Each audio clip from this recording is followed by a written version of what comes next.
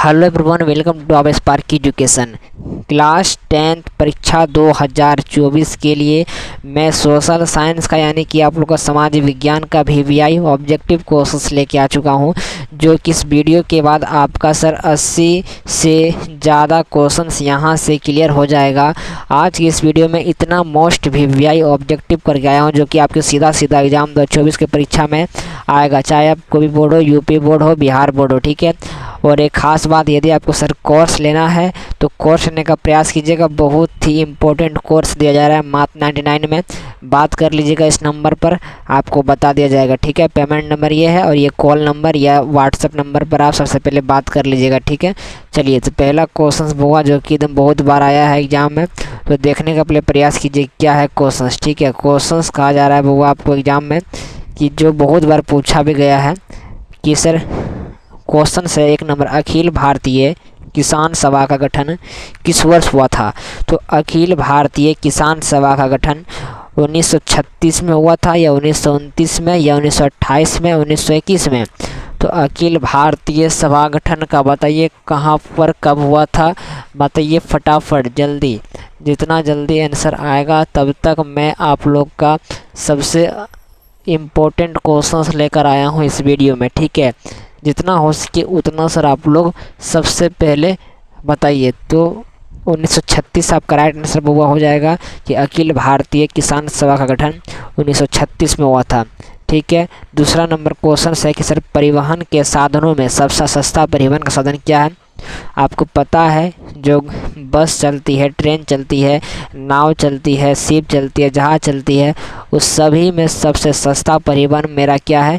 तो ये जल है, यानी कि नाव जो चलता है, नाव सबसे सस्ता परिवहन का साधन है आपकी किताबी अनुसार, ठीक है। भारत में किस राज्य की प्रति व्यक्ति आय सबसे कम होती है? तो भारत में सबसे प्रति व्यक्ति आय जो कम है वो मेरा बिहार ही है, क्योंकि ये पिछड़ा राज्य है तो इसका प्रति व्यक्ति आय भी कम होगा। और देश में सबसे ज़्यादा प्रति व्यक्ति आय वाला देश में राज्य है तो गोवा, ठीक है। राज्य नहीं है, यानी कि थी, ठीक है। अगला प्रश्न देखिएगा, बहुत वीवीआई है कि सर आपका देश जो था जर्मनी का एकीकरण के लिए उत्तरदायी कौन था? यानी कि क्वेश्चंस कर रहा है जर्मनी के एकीकरण के लिए कौन उत्तरदायी था? तो ये आप लोग कमेंट करके बताइएगा, कितना बार मैं बता चुका हूँ, ठीक है। मैं 2 ऑप्शन देता हूँ, एक बिस्मार्क, एक माउंट काबू, ठीक है। चलिए दोनों में से बता दीजिएगा। बोकारो इस्पात संयंत्र किस देश के सहयोग से खोला गया था? तो बोकारो इस्पात संयंत्र जो था ये सर आपका रूस की सहायता से खोला गया था। ऑप्शन नंबर आपका सी करेक्ट ऑप्शन है, ठीक है। भारत छोड़ो आंदोलन का प्रसिद्ध नारा क्या था? तो भारत छोड़ो आंदोलन का प्रसिद्ध नारा था क्या सर? तो करो या फूट डालो या शासन करो, बताइए। तो करो या मरो, ठीक है, करो या मरो। ऑप्शन नंबर क्या था आपका बी। ये आप लोग सही खोज के सर्च कर लीजिएगा कि ऑप्शन नंबर बी है कि नहीं, ठीक है, मुझे भी डाउट है। चलिए, भारत में Tata hydro electric power station की स्थापना कब हुआ था? तो इसका टाटा हाइड्रो इलेक्ट्रिक पावर कहेगा तो 1910 में हुआ था, और जमशेदी टाटा 1907 में हुआ था। आपसे ऑप्शन नंबर आपका ए करेक्ट ऑप्शन हो जाएगा, ठीक है। डॉक्टर मेघा पाटेकर घनिष्ठ रूप से जुड़ी थी, किससे जुड़ी थी? तो नर्मदा बचाओ क्या सर? नर्मदा बचाओ आंदोलन से, ठीक है। Option number C. और ये प्रश्न अपने आप में बहुत इंपॉर्टेंट है सही बोर्ड के लिए कि गोलघर का निर्माण कब हुआ था?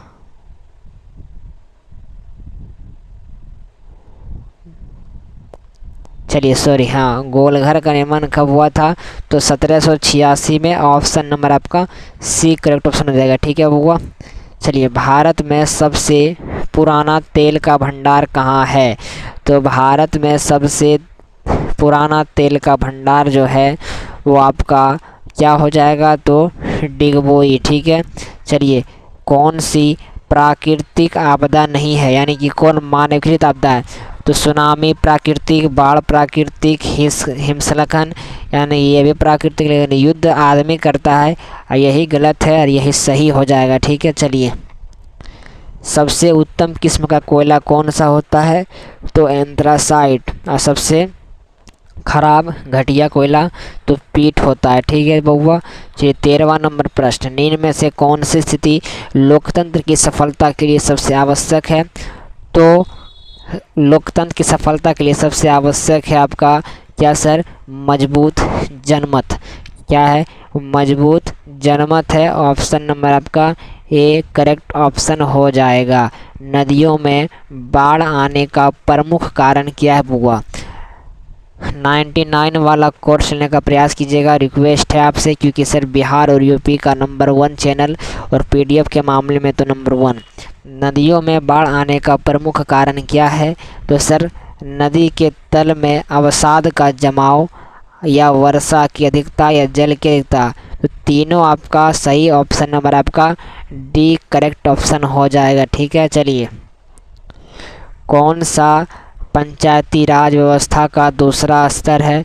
तो पहला होता है ग्राम पंचायत, फिर पंचायत समिति, फिर जिला परिषद, फिर दूसरा स्तर पंचायत समिति हुआ। ऑप्शन नंबर आपका सी। चलिए, चावल किस प्रकार की जलवायु का पौधा है? तो ये उष्ण और आर्द्र है। ऑप्शन नंबर आपका सी करेक्ट ऑप्शन हो जाएगा। मुद्रण सबसे पहले किस देश में आरंभ हुआ?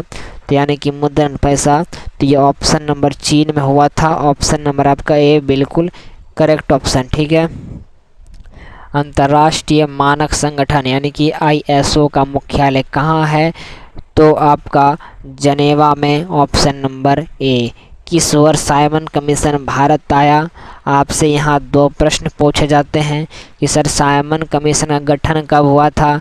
तो 1927 में हुआ था। और भारत कब आया था? तो भारत बुआ 1928 ईस्वी में आया था। दोनों याद कर लीजिएगा, आपका राइट आंसर हो जाएगा। कौन सा आधुनिक मुद्रा का एक रूप है?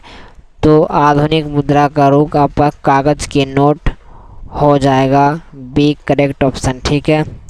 कौन सी राज्य की विशेषता है? इनमें से कौन राज्य की विशेषता है? तो सर जनसंख्या, सरकार या संप्रभुता, या ऑप्शन नंबर आपका बी करेक्ट ऑप्शन हो जाएगा। ठीक है। आयुर्वेद का जनक किन्हें कहा जाता है? तो आयुर्वेद का जनक हम लोग कहते हैं चरक को। ऑप्शन नंबर आपका बी। या नहीं कि सर आप लोग आयुर्वेद जानते हैं कि रामदेव बाबा, तो मार दीजिएगा पतंजलि। गलत हो जाएगा, पतंजलि नहीं खे होत।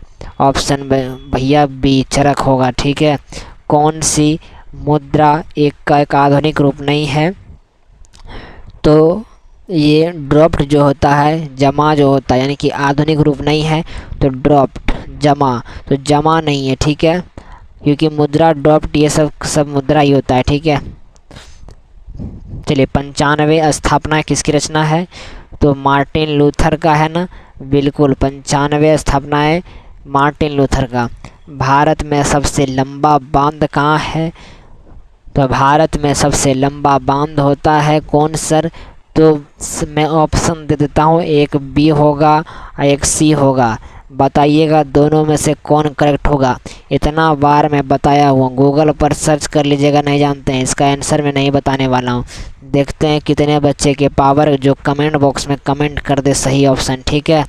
पढ़ाई करना है तो सर थोड़ा सा सीरियसली करो। ठीक है। इनमें से कौन आर्थिक क्षेत्रों से संबंधित है? तो सर कृषि क्षेत्र। ऑप्शन नंबर आपका ए सही हो जाएगा। ठीक है। 30 क्वेश्चन से रहने दूंगा। इनमें से कौन बहुराष्ट्र कंपनी है? तो बहुराष्ट्र कंपनी यानी कि भारत देश में बाहरी विदेशी कंपनी भारत में आके काम करे और मुनाफा कमाए, उसी को बहुराष्ट्र कंपनी। तो Samsung, Kolkata, LG, Coca Cola सब बाहरी है, यानी कि बहुराष्ट्र कंपनी है। ऑप्शन नंबर आपका डी सही हो जाएगा। ठीक है।